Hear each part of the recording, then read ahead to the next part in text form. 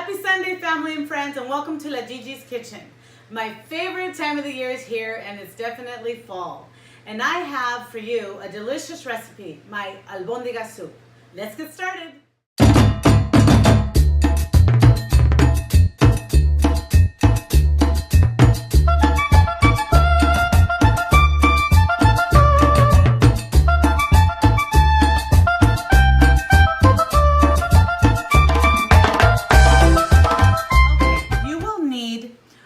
Three and a half to 4 liters of water, depending on your pot size, and you want to use a good large pot to accommodate the water.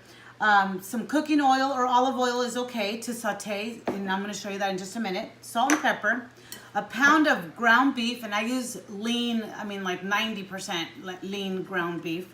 Also, here we have the vegetables. We're going to use 6 Roma tomatoes, 4 red potatoes, 2 squash, 2 large carrots, or if they're small, you can use 4. Half of a bunch of cilantro, and 2, 4, 6, 8 garlic cloves, okay? And you're gonna separate 3 because you're gonna mince these. And half of a white onion, large white onion. Oops, I forgot 2 main ingredients. We're gonna use a 1/4 cup of raw white rice and 1 egg, and you're only gonna use the white of the egg. The first thing I'm going to start with is the puree. So basically, it involves the Roma tomatoes, and all of these are going to go in a pan with a little bit of oil. That's why we're using the oil. And here are the garlic cloves. So those just go in there like that. Here's your half onion. Basically, just clean it up a bit, and I always just cut it like in 4 because all this is going into this pan over here with oil. And just a little bit of olive oil or cooking oil is fine. Whichever one that you have is fine. And basically, you're just going to toss them in here. This is already hot, okay? And this just has to cook. And we're going to put a lid on that and return to it in about 15 minutes. Okay, so it's been 5 minutes only, and look how nice it looks. What I do at this point, if you want, you can add just a little bit of water. Sometimes the tomatoes release their own juice, and sometimes they need a little bit of help. So just add a little bit of water. That's like 3 tablespoons or 4, just to help it not stick. And then just close it up again for another 10 minutes or so. So here we have the pound of meat, okay? And if you have cooking gloves, kitchen gloves, that's better. Right here is the 2 garlic cloves that I separated from the bunch that I had. If you want to use canned minced garlic, that's totally okay. That's totally up to you. But I use fresh. So this is like a little more than a teaspoon. And then I have my egg white and my rice and salt and pepper. Okay, so here we go. So basically, you just start to massage your meat a little bit. And oops. And then you want to start by adding a little bit of the garlic, like half, and then just kind of mixing it so that it mixes completely, okay? And then the rest of the garlic, I like to get as much as possible out of there, okay? And then you want to just go ahead and add the egg, just like half, just like that. And half of that rice at a time. We're gonna put the rest in just a second. The rice just flies everywhere when it's raw. Okay, just like that. It smells good already. All right, and then the rest of the egg white, the rest of the rice,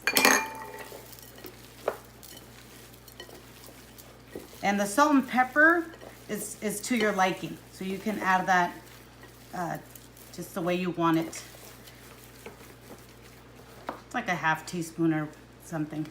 Okay, so here's some pepper, flying meat, flying off my gloves, some salt, and then just work it all together. Okay, remember that the soup is going to have a lot of flavors with all the other ingredients. So don't over salt these. Okay, so while your other pan is in the burner still with cooking the tomatoes and the onion, you're gonna work on your meatballs. And I like to make them about this size. Some people make them small, and that's okay. Like for if you have kids and little bite sizes, that's okay too. But basically this is a good size. And a good serving is 2 to 3. All right, so this is done here, and it smells so good. Everything's nice and tender. And what we want to do with this is just bring it over here so that it can cool down just a little bit before I blend it. And now we have the water is nice and hot, and it came to a boil. Then I turned it down a bit, but that's okay. Now what you want to do is add your meatballs to this, okay? And you just want to add them to that plain water and let them start to cook. And we're gonna go get those veggies to blend it in just a minute here. Just like 5 minutes, I'm gonna leave that in there for... Here we have all the veggies that I cooked and the fresh bunch of cilantro. We're just gonna toss half of that cilantro in there with some of the veggies, the rest of the cilantro, and I'm gonna start with this.